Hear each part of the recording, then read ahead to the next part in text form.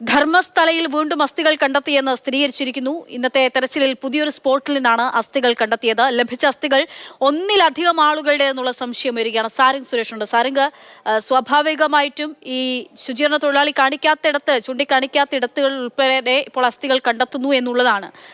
ഇത് അന്വേഷണത്തെ ഏത് തരത്തിൽ സഹായിക്കുന്നു? ഈ മറ്റ് അസ്ഥികളുടെ ഉൾപ്പെടെയുള്ള ശാസ്ത്രീയ പരിശോധന എങ്ങനെ പുരോഗമിക്കുന്നു?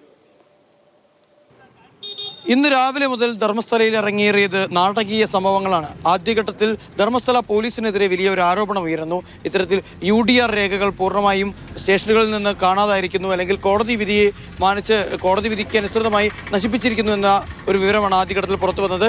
ജയന്ത് എന്ന വിവരാവകാശ പ്രവർത്തകൻ കൊടുത്ത അപേക്ഷയിലാണ് ഇത്തരത്തിലുള്ള ഒരു രേഖ പുറത്തു വരുന്നത്, അല്ലെങ്കിൽ ഇത്തരത്തിലുള്ള ഒരു വിവരം. കാരണം SIT അന്വേഷണം കൊടുമ്പിരി കൊണ്ടിരിക്കുന്ന സമയത്താണ് ഇത്രത്തോളം വലിയ ഒരു വീഴ്ച പോലീസിന്റെ ഭാഗത്ത് നിന്ന് വരുന്നത് എന്നത് ഏറ്റവും നിർണായകമായ ഒരു കാര്യമാണ്.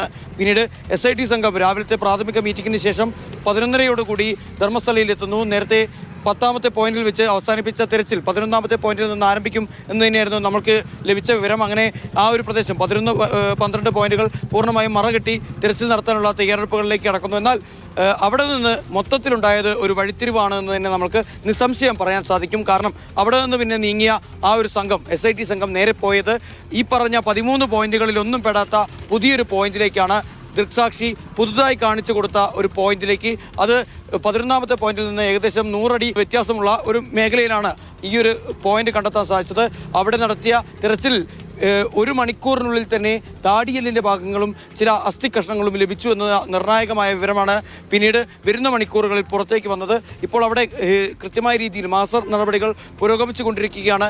ഫോറൻസിക് വിദഗ്ധർ അവിടെയുണ്ട്, അതുപോലെ വനംവകുപ്പിൻ്റെ ഉദ്യോഗസ്ഥരുണ്ട്. വനഭൂമിയിലാണ് മൃതദേഹത്തിൻ്റെ ഭാഗങ്ങൾ കണ്ടെത്തിയത് എന്നതുകൊണ്ട് തന്നെ വനംവകുപ്പിൻ്റെ പ്രധാനപ്പെട്ട ഉദ്യോഗസ്ഥർ അവിടെയുണ്ട്. അതോടൊപ്പം തന്നെ ആന്ത്രപ്പോളജി വിദഗ്ധരുണ്ട്. ഇപ്പോൾ അവിടെ DNA സാമ്പിളുകൾ കളക്ട് ചെയ്യാനുള്ള പ്രാഥമിക നടപടികൾ ആരംഭിച്ചു എന്ന് തന്നെയാണ് നമുക്ക് മനസ്സിലാക്കാൻ സാധിക്കുന്നത്. എന്തായാലും 7 മണിയോടുകൂടി തന്നെ ഈ വനമേഖലയിൽ നിന്ന് പൂർണ്ണമായി ഏറ്റവും മുതിർന്ന ഉദ്യോഗസ്ഥരടക്കമുള്ള SIT സംഘം പുറത്തേക്ക് എത്തുമെന്ന് നമുക്ക് പ്രതീക്ഷിക്കാം. ഷാജു ചന്തപുരയ്ക്കൊപ്പം സാരംഗ് സുരേഷ്, മാതൃഭൂമി ന്യൂസ്, ധർമ്മസ്ഥല.